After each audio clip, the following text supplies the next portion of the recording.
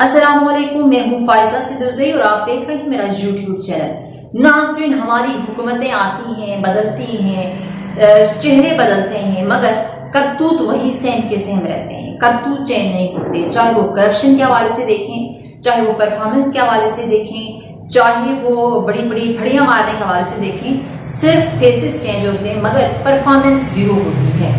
घमंड हमारे लीडर्स के अंदर वैसे के वैसे ही रहता है। कोई नहीं झुकता मुल्क की खातिर, कोई नहीं बात करता मुल्क की खातिर, अवाम की खातिर। जिसने बात करनी होती है वो अपनी मैं में रहता है।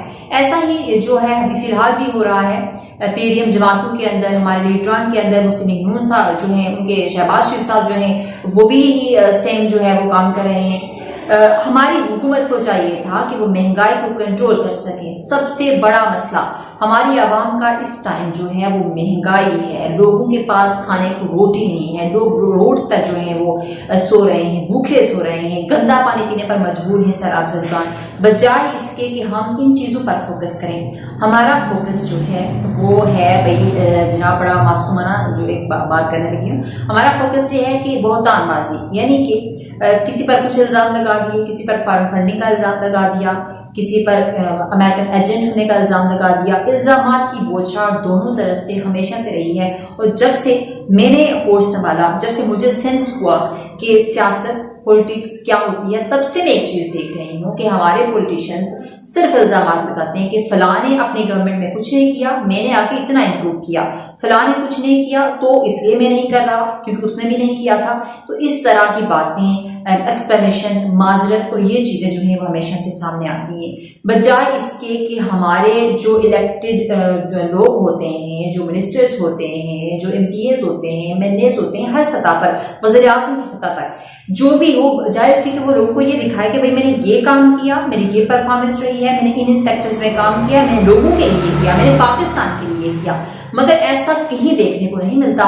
सिर्फ इल्जामात इल्जामात और इल्जामात होते हैं। रिसेंटली अगर बात की जाए तो जिस तरह से निश्चित अस्पताल में हुआ है कि लाशों को रखकर जो है वो लाशें जो छत पर पड़ी रही हैं, तो जब ज़िया साहब वहां पर पहुंचे और जब वहां पर लोग पहुंचे तो उन्होंने देखा कि हालात क्या हैं। तो जब वहां की जो प्रोफेसर साहिबा थी, डॉक्टर साहिबाओं से पूछा गया तो उन्होंने बड़ी एक्सप्लेनेशन दी कि भाई पुलिस जो है वो हमसे लाशें लेके नहीं जाती, जो सर्दखाने हैं वो लाशें नहीं उठाते, और जो है वो इस तरह से चीपा और दूसरी जो एनजीओज और इस तरह के जो है इदारे बने हुए ये नहीं उठा रही। इसी वजह से हमारे पास जो है हमने जो लाशें हैं वो डिकम्पोज होने के लिए और इस तरह से उनमें लाशों के अंदर कीड़े पड़े हुए हैं। उन्होंने कहा कि हमने छोड़ी हुई थी छत पर। और आगे से मैं शो देख रही थी, उनका शाहज़िया खानजा के साथ उनका इंटरव्यू था उस प्रोफेसर डॉक्टर साहिबा का, जो रिश्ते हॉस्पिटल की ऑब्वियसली बड़े इंचार्ज होंगी।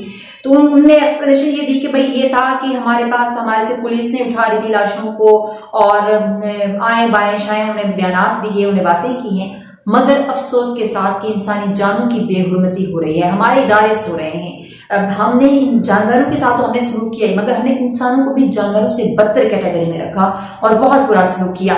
लाशों की बेहुरमती हो रही थी और ऑब्वियसली ये कोई आज की बात नहीं है। न जाने कब से उस हॉस्पिटल के अंदर हो रहा है ये सारा मामला, और न जाने कितने ही ऐसे सरकारी हॉस्पिटल्स हैं जहां पर ऐसे मामलात हो रहे हैं। और मुझे ये बात समझ नहीं आ रही कि हमने ना जिंदू को छोड़ा है, ना हमने मुर्दों को छोड़ा है। जिंदू के साथ जो हम सलूक कर रहे हैं, महंगाई की हुई है पाकिस्तान के अंदर, इंतहा की महंगाई है, बेरोजगारी है, तालीम की तरफ हमारा कोई ध्यान नहीं है, कोई टेक्नोलॉजी, कोई नई चीज की तरफ हम नहीं जा रहे, वही पुराना सबक और वही पुराने मामलात को देख रहे हैं, कोई नई चीज नहीं है। और हम बात करते हैं अमेरिका से टक्कर देने की, हम बात करते हैं भारत की जिसकी मैशत, जिसका हर चीज जो है वो जबरदस्त जो है वो मामलात है उसके, इसमें कोई जो है वो आप इस चीज से इनकार नहीं कर सकते।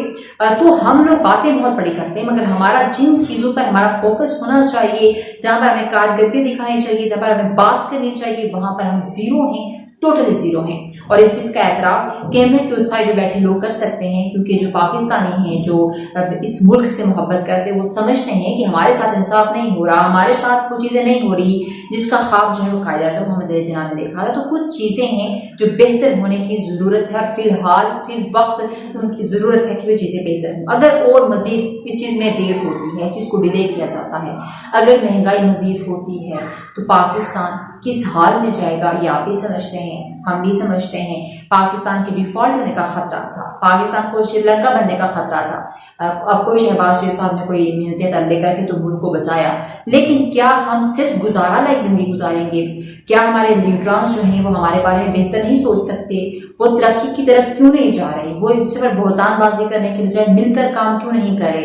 बाकी दूसरे तरक्की याफ्ता ममालिक को क्यों नहीं देख रहे? कुछ सवालात हैं जिनके जवाब मैं आपसे जरूर दूंगी और इस वीडियो को जरूर शेयर कीजिएगा ताकि हमारे हुक्मरानों तक ये बात जरूर पहुंचे कि भैया उन कामों की तरफ आओ जिन कामों के लिए हमने आपको सिलेक्ट करके इन असेंबलियों के अंदर, इन पार्लियामेंट के अंदर पहुंचाया है। बहुत जरूरी है।